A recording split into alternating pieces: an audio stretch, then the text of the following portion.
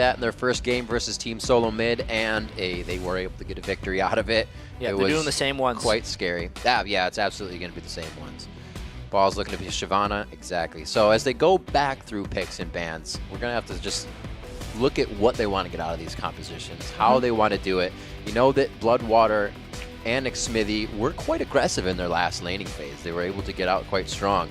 But will they do it again? Are they going to try to take out Sneaky Elimination? Because we know them as the passive lane. I definitely think that the Lucian Annie should be the more aggressive lane. Right. And they're going to be definitely trying to get a fair bit of aggression early on. Even though we're going into the same game with the same picks and bans, doesn't mean we won't see lane swaps. It doesn't mean we won't see invades. I think for XDG as a whole, I'd like the Warwick pick only because it's strong against Shyvana and it can kind of get them to that point. But I do worry a little bit about ManCloud's ability to just survive that laning phase against Vi and Yasuo. ManCloud does like to be aggressive, get the lane pressure on. Even if he doesn't roam, he stops his lane from roaming. So definitely a good thing, not a good thing, but to bring up and be a little bit worried about for him. He wards a tad late, as we see. He was pushing back Kassadin quite hard in that first game, pushing back.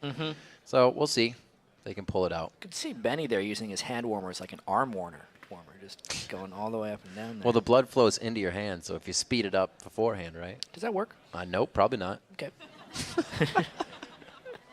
It sounded good at the time. That's why I want to try it. Play-by-players can say anything. Oh, you don't need to put hand warmers on your hand. Just put them on your shoulder. It'll work just great. Hot Ice. No, that's a good movie, though. Hot Ice? I haven't seen it. Rookie of the Year. Wow. I've seen Rookie of the Year. I've not seen Hot Ice. That's the same movie. It's just a line in the movie. All right. All right. We're on the same page. This is how you get so good to be co-casters. Words. Yep. Absolutely. You trade them back and forth at high speeds. I like that. Rookie of the Year was a good movie, though. That was the one where the kid had like the 106-mile-an-hour fastball. Yep. You need Hot Ice. Because he broke his arm? Yep. Okay. Gotcha. We're on the same page. It always happens. It takes a little bit, but then it's like, boom, same path, end of the race. We found the finish line. So I would consider Cloud9 the rookies of last year. Yeah, absolutely. Throwing Meteos fastballs the entire time. That was actually pretty crazy because, like I said before, when you win so much, you kind of go into a game like, are we going to just win again? Because nobody's really challenging us, but more fastballs.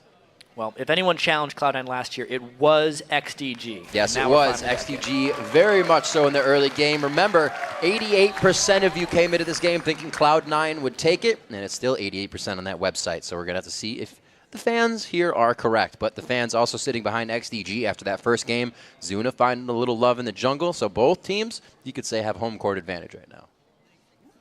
Both teams with home court advantage. Yeah. That's craziness. All right, so same start as last time. Pretty much exactly the same. We see Sneaky standing in mid lane. Dancing. With ManCloud. Oh, he's balking the shot. You got to be careful with this guy. He broke Manor last time. He did. He's going to fire ironically with a Peacemaker. Damn it, Riv. That was good. Double Doran start. Actually, Yasuo going for the Doran's Blade in mid instead of the shield. So that'll be a first. Not gigantic, but a new. Thank you, Caitlin. All right, so Doran's Blade start actually on Yasuo. Yeah. Very aggressive opening. We saw Voyboy's last successful Yasuo game. He started with the Doran shield. Instead, I really wonder whether Hai's going to want to lane against Gragas or whether he's going to want to put himself in a 1v1 against Warwick. He would have to go a long way in order to get to that Warwick 1v1. If I had to make a prediction here, I'd say it's going to be standard lanes all around, but we just haven't moved into those spots yet. We have only had standard lanes all around. We're 4 games in here, and nobody's really wanted to mix things up First yet. game, Cloud9 did the double turret kill. Oh, they did go super fast. You're right. That went so quick. I forgot about it. It was very fast. Sneaky and ever. Ooh. So now that the wards are down, they start to invade. This boggles me. But see what they got out of it. This is a smart invade right now because they know Warwick can do almost nothing to help Zuna early on in the game. And if they push him off here, it will set Zuna back a fair bit. I was wondering when this was actually going to happen. Now, did they trade down to the bottom lane? You see Warwick, he's going to actually try to see if he has time to take his wolves before he does this. Benny. No, that's not his wolves. Elise, rather. Zuna. He's taking Elise's wolves. Yeah. Right. Yeah, Zuna tried to stick around and harass a little bit.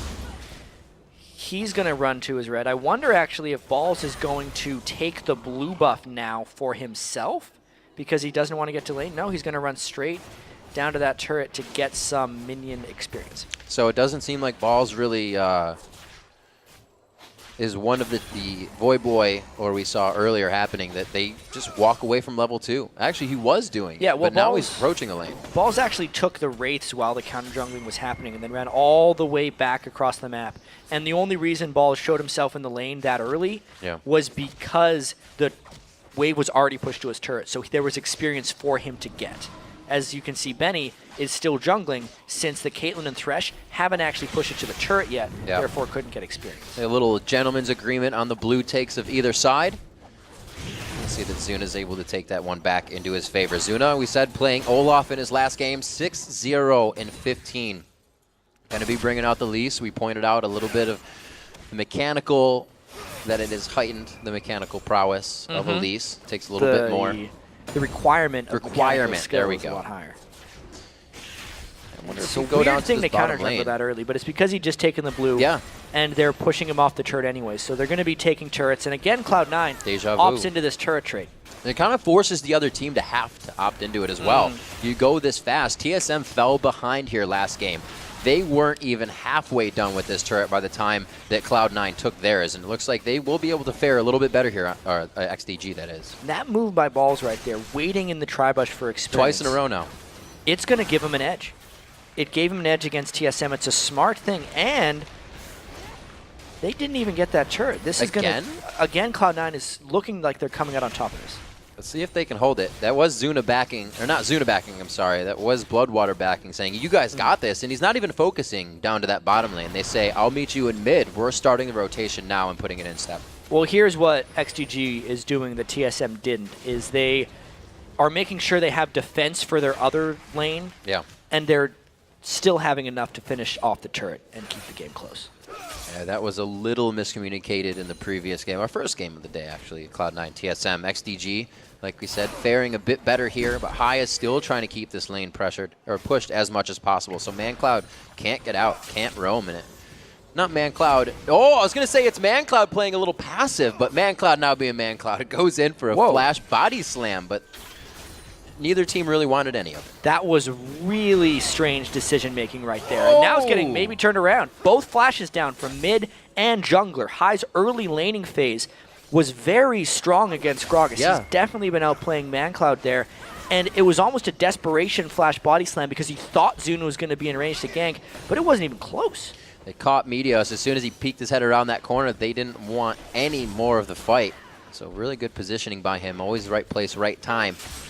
Looks like ManCloud's kind of forced to stay in lane now, a little bit behind. And this is really where High's going to want him. Just keeps ticking down on him, and he controls that lane, rather. And this is something that High has over ManCloud. He can stop ManCloud from farming the wave when he wants to, because the wind wall actually destroys the Gragas barrel while it's rolling on the ground. So if ManCloud tries to set something out and farm the back wave, High can stop him from doing that. He's almost double his farm now. That's a really big factor, because Gragas is only thrown out when he's getting 2 or 3, when you're getting mass coins. So that is going to absolutely hurt. Great point for ManCloud. He goes for 2 rings. He knows he needs a bit of that HP because the burst from Yasuo is going to be quite strong. We saw what Void Boy was doing to the AD carries earlier. Next, Smithy and Bloodwater looking to soak up some of the resources as they've found the lane pushed a little bit, but they don't want to get too close to Sneaky and Elimination in their new aggressive type style of play here. Yeah, Sneaky done a very good job laning on Caitlyn throughout the day.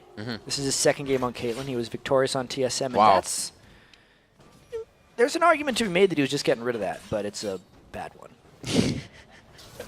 Maybe he was just hungry. Everybody loves cupcakes. He does have the Vamp Scepter already, so getting honestly, getting traps out of the way when you can is often worth it. Otherwise, it'll stifle ganks and often kill you when you're trying to run away. See, he's already life stole it all up, so he did, in fact, clear that trap just to get rid of it. So that's the thing with the Vamp Scepter lane, though, and you have no sustain coming from a healer. Ooh, very nice flash on the Vault Breaker there. Benny's going to go ahead and waltz himself around. He will not get any blood sent out of this one. No, it's going to be a 3v1. Great transition up from High, but Zuna meets him first. Will it be enough? Zuna's like, I ain't got nothing for you after the cocoon. Benny finds himself in the long walk, going down for first blood.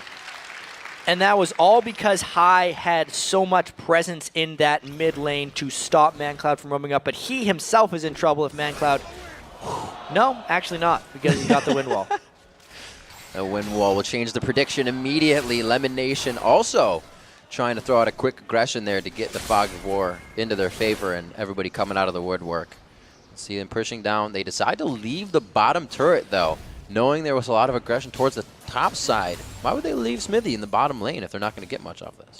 Well, I think it's just because they want the support to be roaming around a little bit, and he's not needed down there as 2 people as long as Sneaky and Elimination are roaming around. You don't need to have Floodwater there to watch Xmithy farm. Right.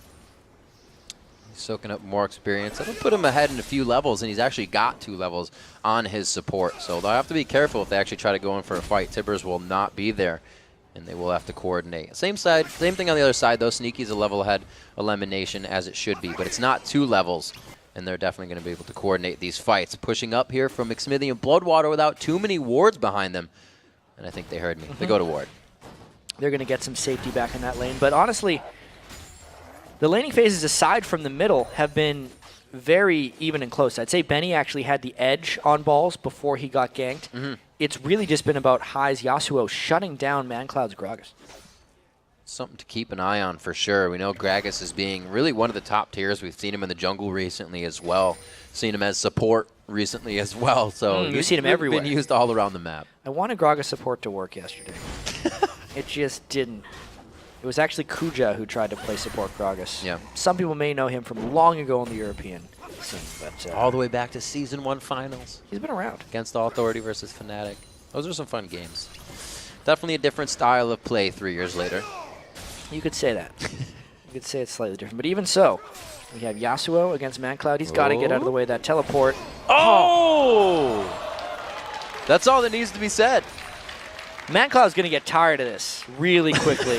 High's wind wall is completely shutting down ManCloud at the moment. That would have probably been a kill if he wouldn't have been able to react and put that wind wall down. That's the big thing about playing in these low ping environments is his reaction time is basically just true to what is coming out of his screen. And that wind wall effectively stops a teleport. That's on full cooldown for Benny, who is going to ult in on that fight and get the suppression. So that it stopped a little more besides that cask.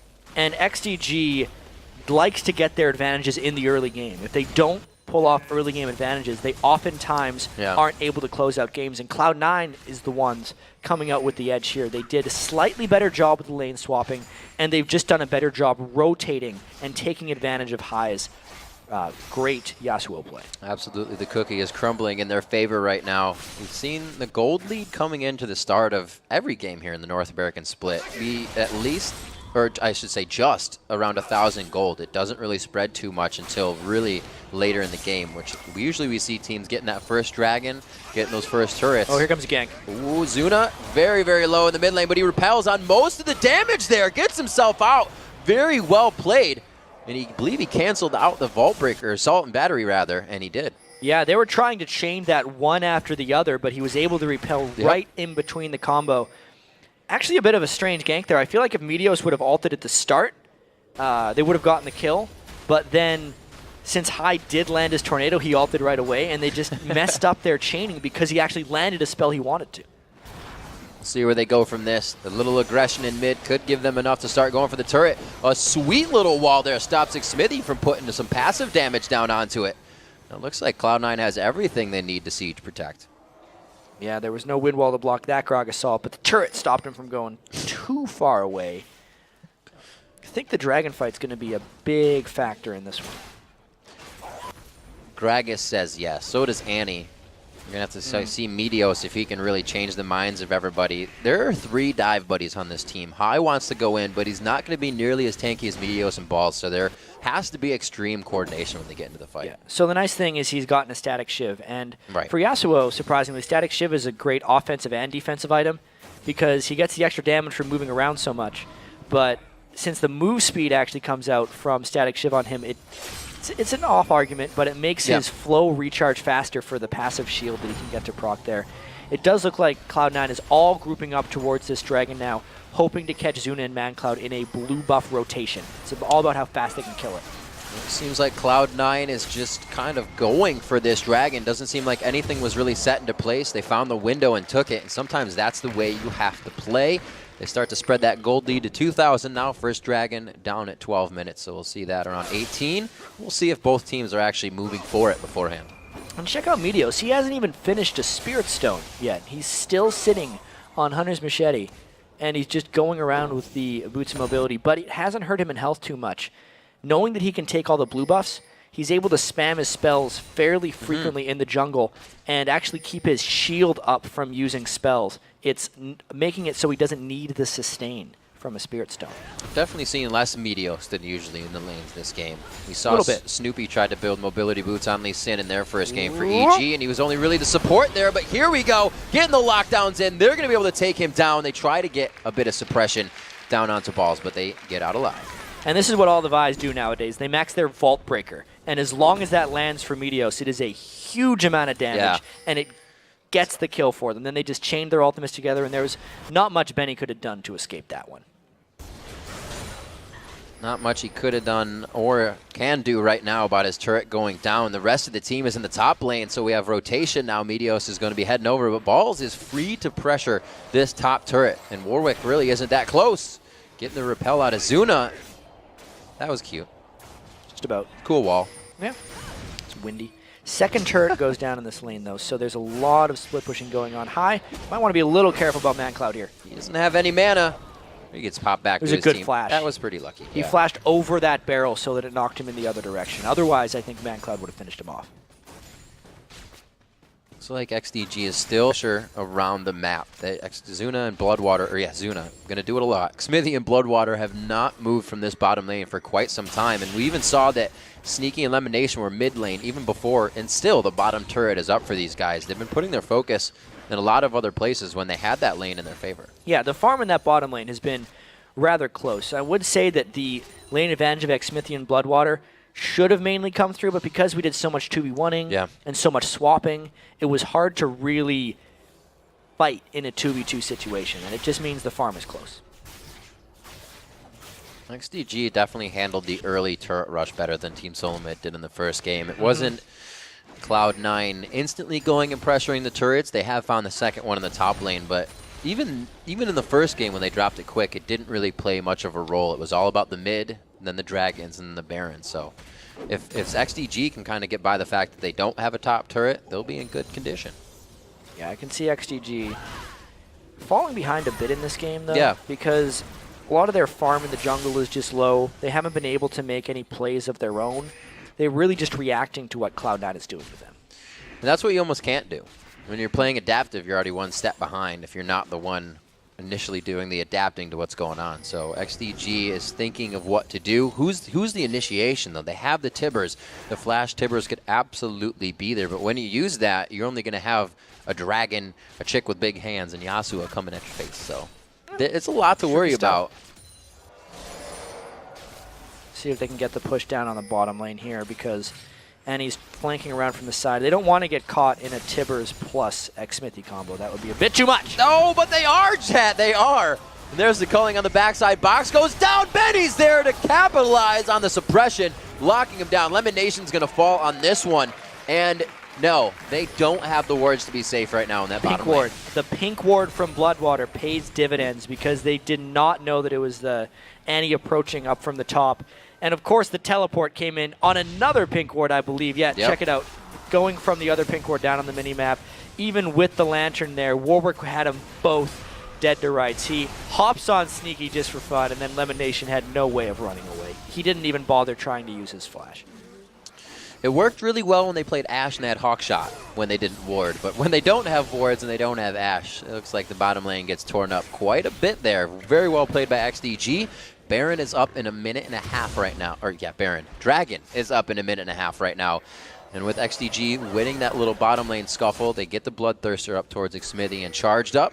Zanya's is on to ManCloud, so that makes the objective fight a little bit stronger for them. Yeah, it's not your typical Gragas build, but that's because you typically don't have to fight against Yasuo. Right, the armor. Yeah, the armor from the Zanya's Hourglass should come in pretty handy for him. Oh. He's actually come back a lot in that lane since High could block so much with his wind wall. He is just auto-attacking HP back from burnout. Exactly. Mixed damage doesn't matter. Benny can completely deal with balls at this point. Very good damage onto the turret so far.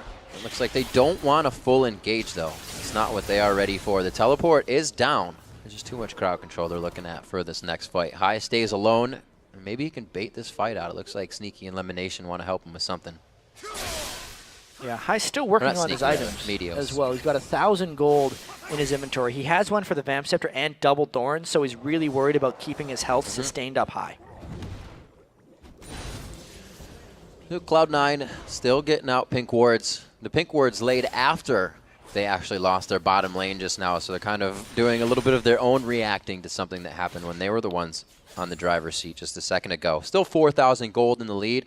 And those pink wards are going to set them up. Like we said, Dragons at 18 minutes. That's in 10 seconds. So they have already set the chess pieces in place more than XDG here for this objective. Yeah, Bloodwater would have to get there very quickly if he wants to take this one down. I wonder how long before Cloud9 fully commits to this one. I think this is the fight Cloud9's been waiting for. And as long as High's in position, he can actually block the barrel steals. He can just throw a wind wall up, and it's safe to do any objective against Gragas if you have a Yasuo on your team.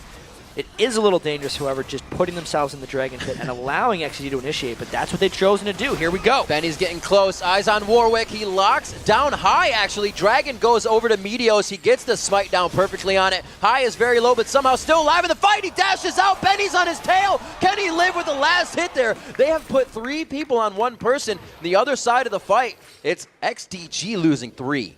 Yeah, that just shows you how XDG was very weak coming into that fight, because even though Benny seemed to take all of the distraction onto himself, Cloud9's wrecking crew was still able to finish off the back line of XDG. So a great call and fight by Cloud9. They did have a small lead before that fight. Now it's much bigger. Fighting with the vision there. I guess they pulled everybody out of the vision, as you can see the start of the fight. But and I got to see the other half of this fight that we didn't see on camera right from the start. So it was an attempted steal by Zuna, and then he wasn't really involved in the rest of this fight.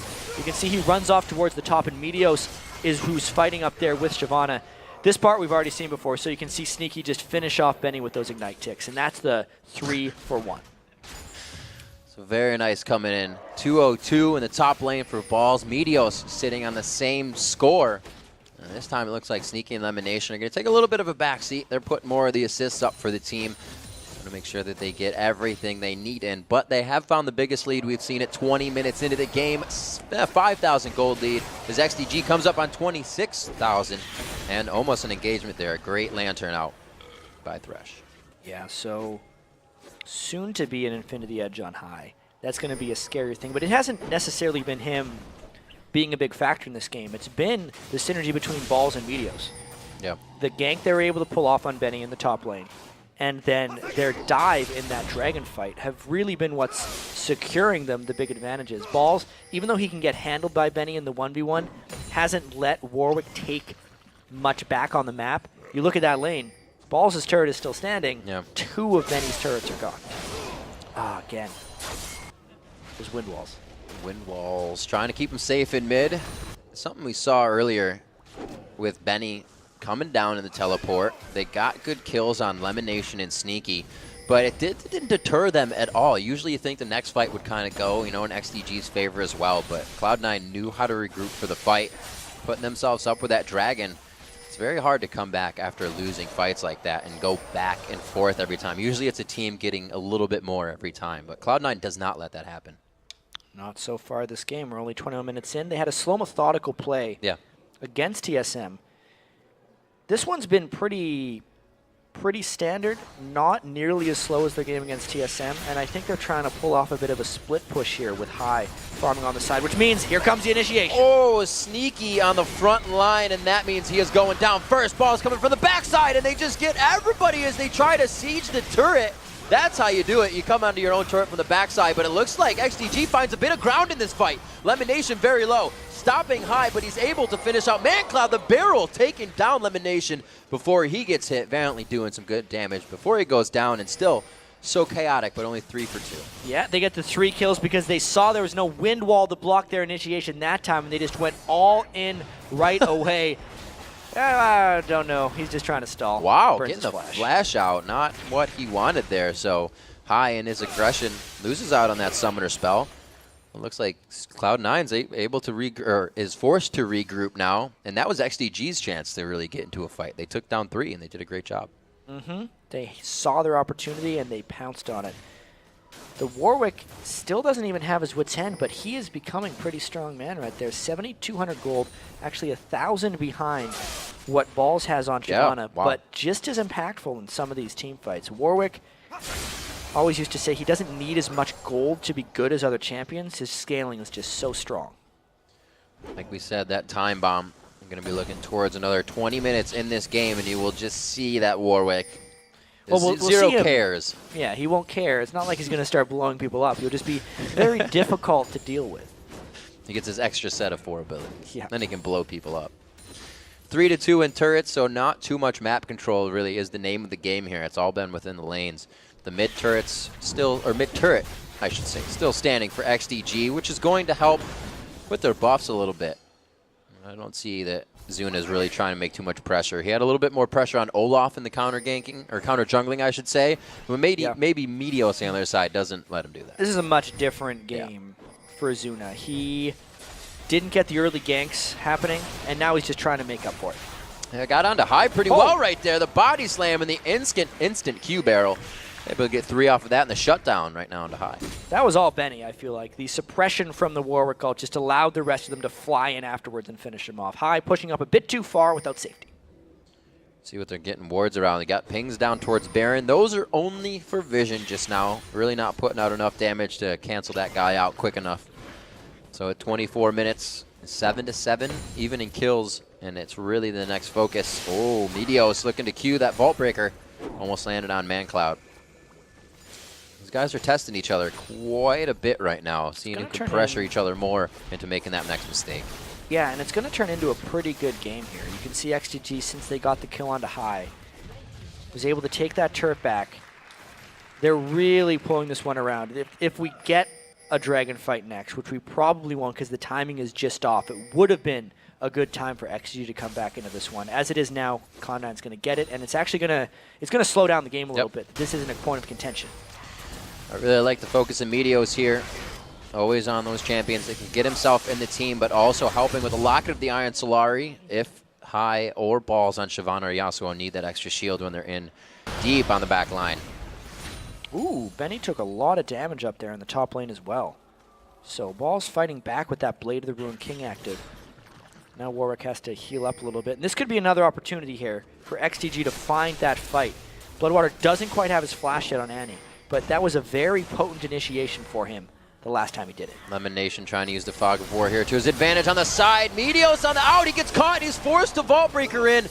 Assault and Battery as well. High going down very low, and they're taking a bit too much damage at the start of this fight, but they trade back 2 quick kills instantly. Easy enough for me to say, and they keep going on the fight. Those 2 kills were perfect. Zuna almost goes down. He actually clicks back on accident. It's enough for Sneaky to hit the shot. He nets and flashes into position.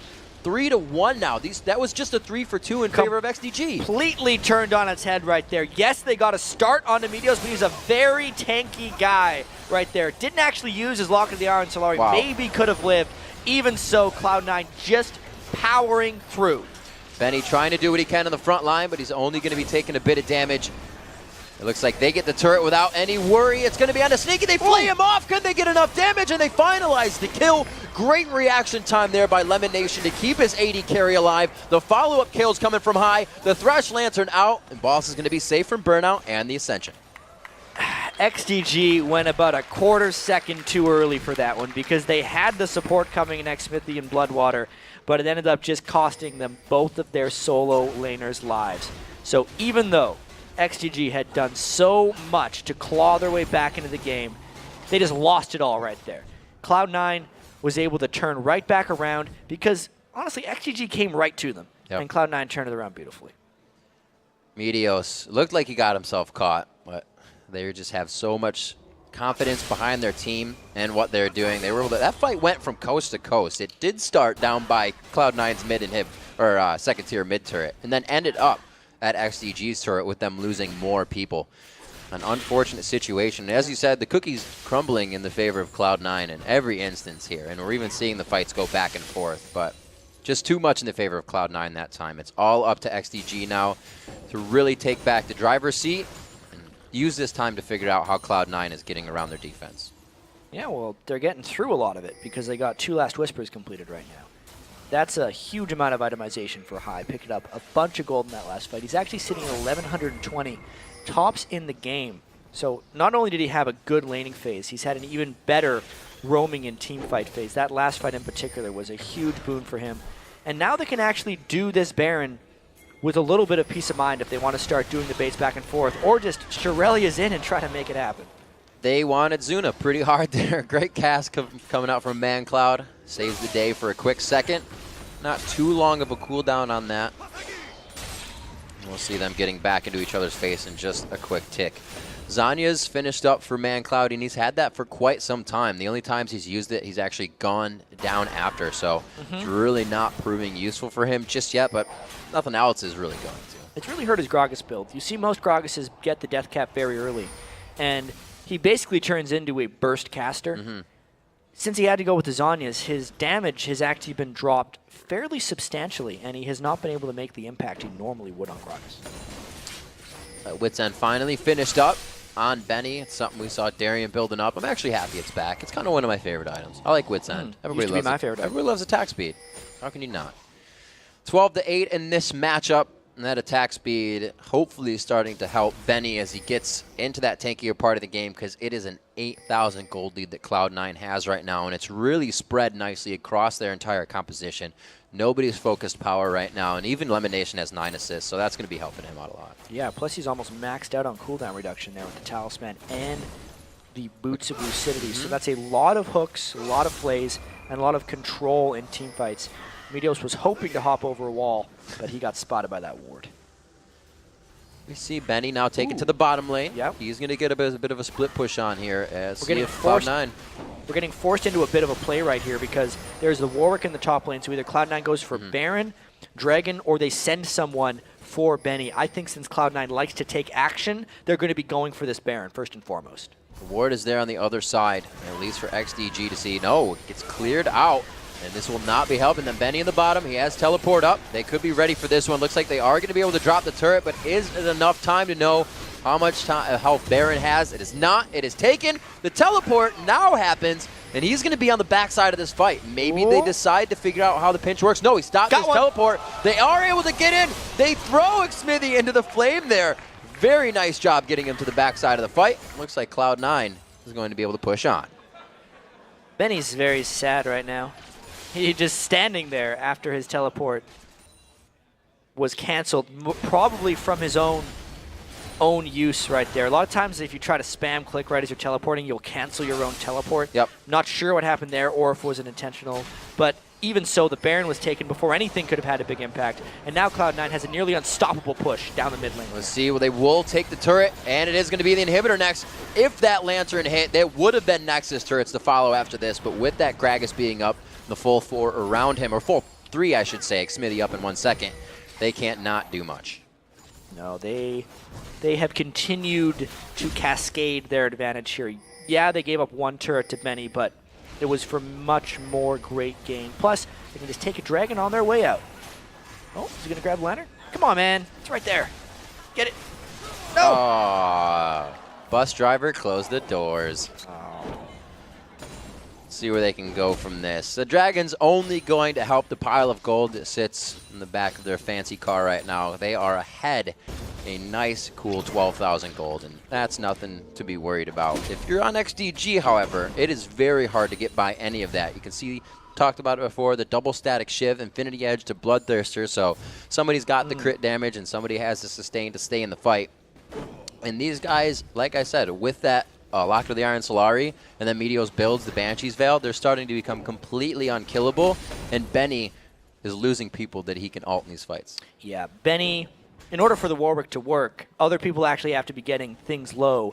Right. And him sitting in the fight needs to be an active distraction. At this point, since Cloud9 has just caught a few people out of position or just chased down the squishies, they've been able to largely ignore Benny. And it has not worked out for them. I think the pick itself has been good for XDG, but the team performance has not been. Definitely have to be forcing more fights, but how can you do that? The other team is so far ahead, and you know it's a straight loss 5-on-5.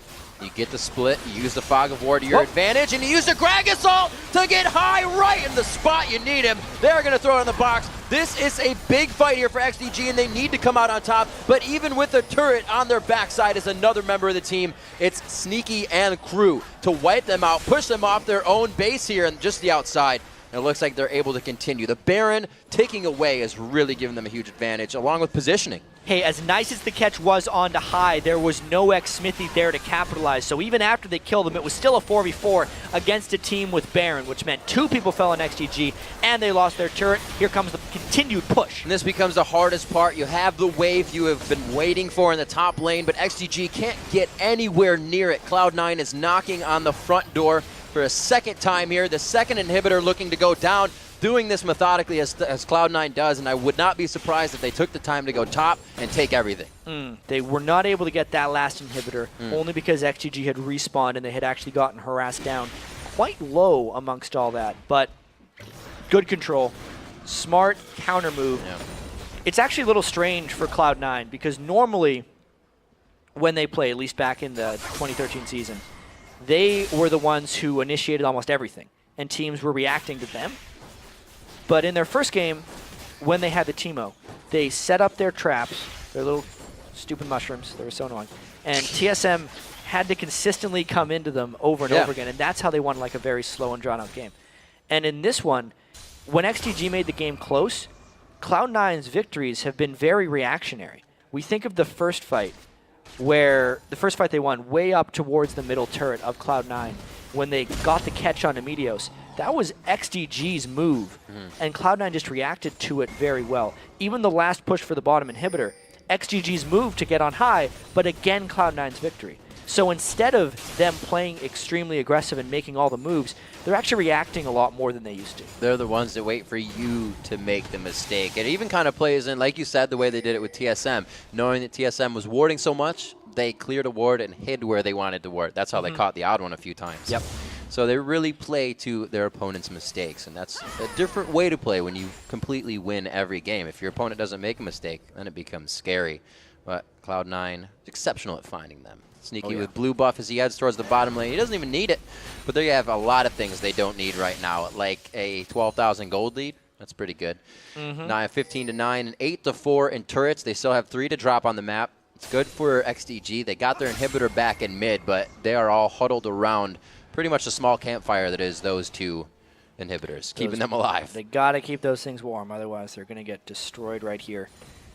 Banshee's Bow being completed by High makes him very safe. There's a really hard initiation. Going to the back line. He went for a hell of a ride there. Medios is there. Everybody's to the back line. Talk about dive buddies in 3, because it's a crowd. Zuna now the focus. He is trying to get himself out. The repel is the only thing to keep him alive for a few more seconds. ManCloud feeling good about the 1v1 onto Sneaky, and that's what they needed, is the DPS to be out of the fight. But look how much power just comes from the auto attacks and the repeated abilities of the Bruiser squad. These 3, Balls, Medios, and High, just doing work with Lemon on their back. So that was actually kind of cool. Vi knocks everyone aside when she goes for a target, which made way for the ace in the hole, and that's one of the huge things that just destroyed X-Smithy in that fight. It means both inhibitors are going to go down. Maybe the game here, because they still got 4 people alive to 2 defenders. 35 minutes in the game. This is very much more so Cloud9-esque. Their 34 to 35-minute average game time becomes a little bit more true. They look to win their 2nd game of the North American Spring Split here in 2014. Whoa! A little bit more damage, and that could be the Nexus right there, trying to get some kills at the end. Everybody loves a little bit of KDA. The culling on the fadeaway, not enough to grab High. Medios looking happy. A quick high five to High, and all around the horn for Cloud9. 2-0 on the first day of LCS for these guys after playing 2 of their biggest competitors. They took out not only TSM, but now XDG, the numbers 2 and 3 teams from last split. So Cloud9, I mean, as expected, they were the #1 team last split, but those are 2 solid wins for them. A good game coming in still for XDG, but like you said, headhunted now for Cloud9. Teams have their eyes on that spot.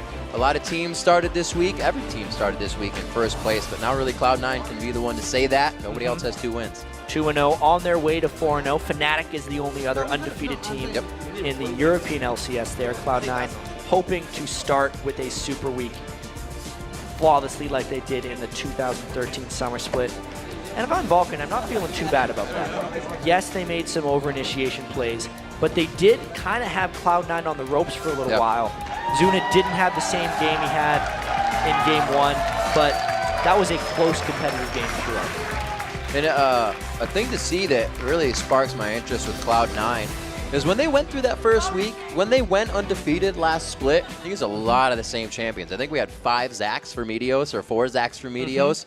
Everybody's been switching it up. It's the same Cloud9 with wins, but it's a different Cloud9 in play. Yeah, especially from high. He's the one who's really taken it on to change a lot of the other things about him. I think Cloud9 probably hasn't changed anything too core to their beliefs. They will still have their kind of tier list of champions and continue to pick those. With a little more now. That's why they pick through so quickly down, but just be a little harder to ban out. They've found their weak spots that are bannable, and it looks like they're starting to patch them up. So XDG, you could kind of see that they knew what they wanted to do in that game, but they weren't able really to ever to get it to work. The teleports were beautiful when they did happen, with the ults coming in on the top side from Benny. And I want to say, and I don't want to bring too much attention to it, but I feel like Benny did that on Shen as well, going into the playoffs. He moved his Shen, and he didn't get the teleport off. Well, that was a bug. Well, you can't cancel Shen ult intentionally. Well, no, he was teleporting. No, teleport is different than Shen. Well, I know he was on Shen, but he was teleporting. That's what I'm saying. We'll see this one, Riv. Anyway, yes, he made that one teleport mistake up at the top lane, but that wasn't necessarily. He wouldn't have done anything because he was too late. It was a team call that they were late with that one. And it seemed like he was coming in late anyways, even if he was. They were very late on that last call, which was an unfortunate thing for the Baron. They didn't have vision, and that had been cleared out quite a bit. We saw when Cloud9 wanted Dragon, they had 2 pink wards down immediately. When they wanted Baron, they walked up and put 2 pink wards down immediately. So they knew they had complete vision. Even if it was surrounding them, it wasn't right on top of them. Yeah, I mean, I do think that was a very competitive game for about the first 20 minutes. Cloud9 did control the Dragons a little bit better. And at the end of the day, I think the Yasuo pick was played very well by High, and the Gragas is not a good thing to go up against it. No, now we know that. However. Another thing to learn with High.